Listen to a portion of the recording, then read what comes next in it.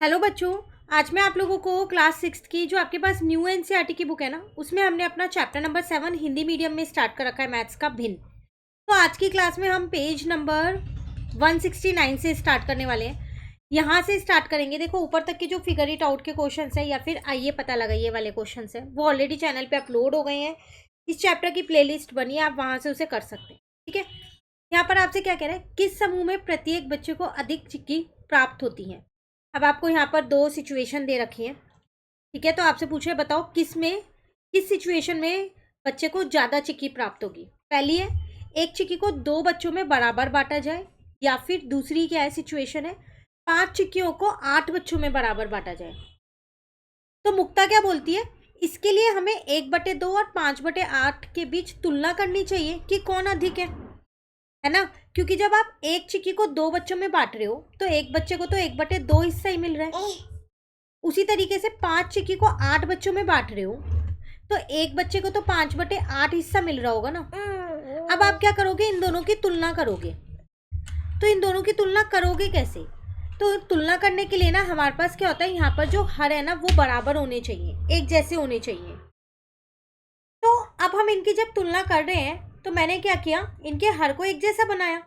2 की टेबल में 8 तो आता है 4 पे, तो हम क्या करेंगे, ऊपर और नीचे ना अंश में और हर में दोनों में ही मल्टीप्लाई करेंगे। तो ये हो जाएगा 4/8 और ये हो गया 5/8।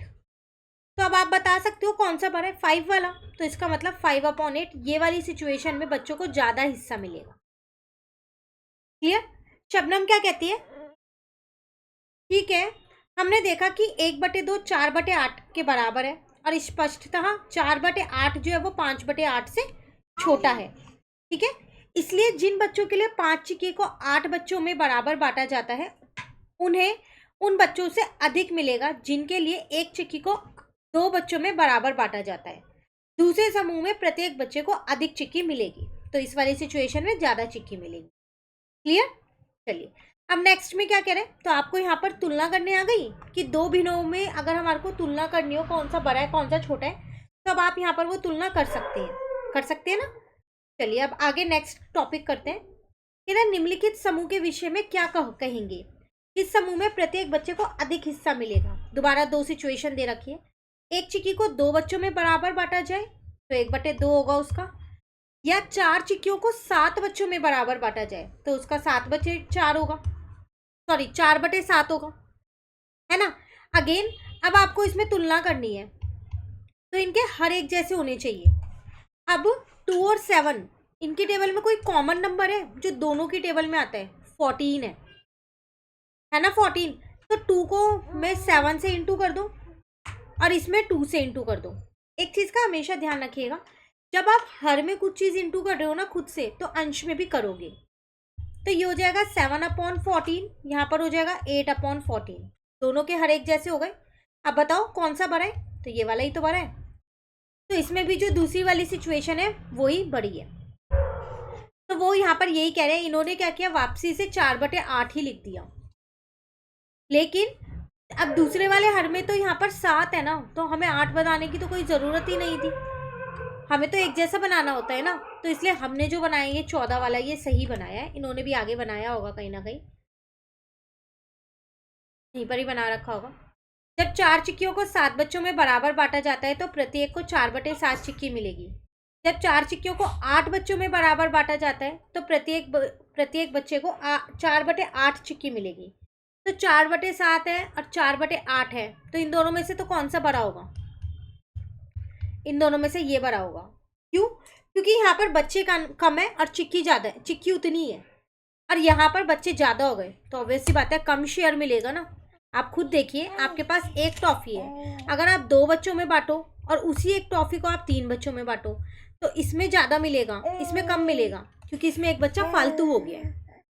क्लियर। ठीक है, चलिए अब आगे चलते हैं।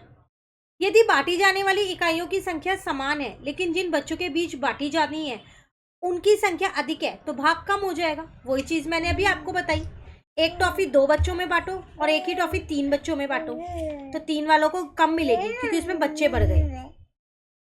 क्लियर है। अब यह कह रहे हैं, मान लीजिए कि बच्चों की संख्या समान रखी गई है किंतु बांटी जाने वाली इकाइयों की संख्या बढ़ गई। अब बच्चे 4 हैं तो 4 ही रहेंगे, पर जो सामान अगर आप 1 चॉकलेट थी तो अब 2 चॉकलेट हो जाएंगी, तो उस केस में क्या होगा? अब आप प्रत्येक बच्चे को मिलने वाले हिस्से के विषय में क्या कहेंगे, क्यों? चर्चा कीजिए कि कैसे आपका तर्क यह स्पष्ट करता है कि 1/5 2/5 से बड़ा है, सॉरी 2/5 से छोटा है, 3/7 4/7 से छोटा है, और 1/2 5/8 से छोटा है। तो आपको ये बताना है। अब निर्णय कीजिए कि दोनों समूह में किस समूह के बच्चों को अधिक हिस्सा मिलेगा। 2 समूह है। 3 ग्लास गन्ने के रस को 4 बच्चों में बराबर बांटा गया, तो 3/4। 7 ग्लास गन्ने के रस को 7 बच्चों में बराबर बांटा गया। बताओ कौन सा बड़ा है, कौन सा छोटा है? सबसे पहली बात, तो अब इनकी तुलना करने के लिए फिर वही मुझे इनके हर एक जैसे करने होंगे। तो अब हम क्या करेंगे, यहाँ पर 3/4 है आपके पास एक तो, और दूसरा है आपके पास यहाँ पर 7/10। तो अगर आप 4 और 10 की टेबल में कोई कॉमन नंबर देख सकते हैं जो दोनों की टेबल में आते हैं तो बहुत अच्छा है। तो आपको क्या मिल रहा है, वो मिल रहा है आपको 40। तो अब मैंने यहाँ पर दोनों तरफ 10 से इंटू किया ताकि मैं नीचे वाला 40 बना सकूँ, और यहाँ पर दोनों तरफ 4 से इंटू किया ताकि मैं हर को 40 बना सकूँ। तो आपको देख के पता चल रहा है कि 30 वाला बड़ा है, 28 वाला छोटा है। तो 3/4 जो है वो बड़ा है 7/10 से। तो इसका मतलब ये वाला समूह जो है वो बड़ा है, इसमें बच्चों को अधिक हिस्सा मिलेगा। ठीक है। अब ऐसे ही दूसरा देखो, 4 ग्लास गन्ने के रस को 7 बच्चों में बराबर बांटा गया, तो 4/7 हो गया इसका भिन्न। 5 ग्लास गन्ने के रस को 7 बच्चों में बराबर बांटा गया। अब यहाँ 4/7 है, यहाँ 5/7 है, इनके हर पहले से ही एक जैसे हैं। तो अब आप क्या कर सकते हो, सीधा सीधा तुलना कर सकते हो कि 5/7 जो है वो बड़ा होगा। ठीक है। आपसे पूछ रहा है कौन से समूह की तुलना करना आसान है, क्यों? तो इन वाले समूह की तुलना करना आसान था, क्यों? क्योंकि इसमें हर पहले से एक जैसे थे, ऊपर वाले में हर आपने एक जैसे बनाए थे। क्लियर?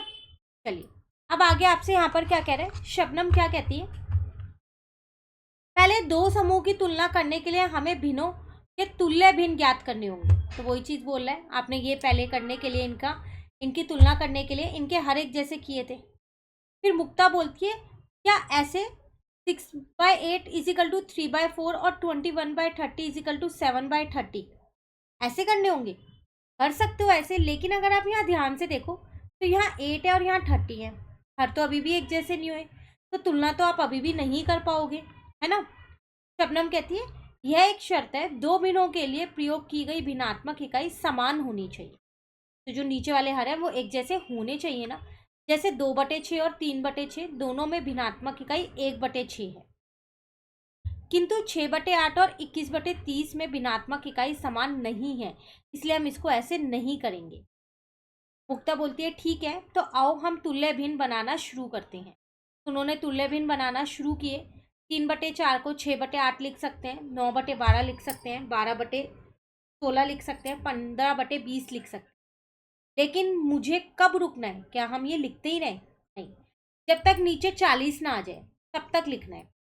समझी? शबनम क्या कहती है, समझी कैसे रहेगी यदि हम 4 × 10 ही कर दें सीधा, इतने सारे लिखने की जरूरत नहीं पड़ेगी ना फिर, तो सीधा इसको 10 से गुना कर दूं ना, तो 30/40 आ गया, है ना? वरना तो आगे आप लिखते रहोगे जैसे अभी हमने ऊपर सॉल्व किया था। तो वही चीज है। आपका अर्थ 2 हरों का गुणनफल। ठीक है। मुक्ता बोलती है अच्छा, इसका मतलब जो दोनों के हर है उनका गुणनफल कर लेते हैं, इंटू कर लेते हैं तो आ जाएगा। अब आपसे क्या कह रहा है, हमारे पास 3/4 और 7/10 है, दोनों हर को अगर हम इनके गुना करते हैं तो 40 आ जाएगा। बिल्कुल, आप 40 आप बना दो। तो एक तरीके से जितना ये आपको पूरा यहाँ समझा रखा है ना इस पेज पे 171 पे, आपको यही बता रखा है कि अगर 2 भिन्न हो और उनकी तुलना करनी हो, ठीक है, और उनके हर अलग अलग हो, तो आप क्या करो, उनके हर को एक जैसा कर दो। और कैसे करोगे आप उनके हर को एक जैसा? यहाँ पर ये देख लो इन दोनों की टेबल में कौन सा नंबर है जो दोनों की में आता है, उससे आपके हर एक जैसे हो जाएंगे।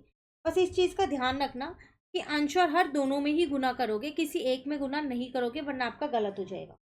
ठीक है, क्लियर? अब यहाँ पर ऐसे ही कुछ और क्वेश्चंस दे रखे हैं, इनको नेक्स्ट क्लास में कर लेंगे। आज आप एक बार एक्सप्लेनेशन कर लो, कहीं पर दिक्कत लगती है कमेंट करके पूछ लेना। इस चैनल पे ना आपको हिंदी मीडियम के सारे सॉल्यूशन सब मिलने वाले हैं इस बुक के, तो अगर आपने चैनल सब्सक्राइब नहीं कर रखा तो जल्दी से सब्सक्राइब कर लीजिए और साथ के साथ फ्रेंड्स के साथ भी इस वीडियोस को प्लस इस चैनल को शेयर कर दीजिए। जो भी बच्चे हिंदी मीडियम के हैं सबके साथ ये चैनल आप शेयर कर दीजिए। Thank you.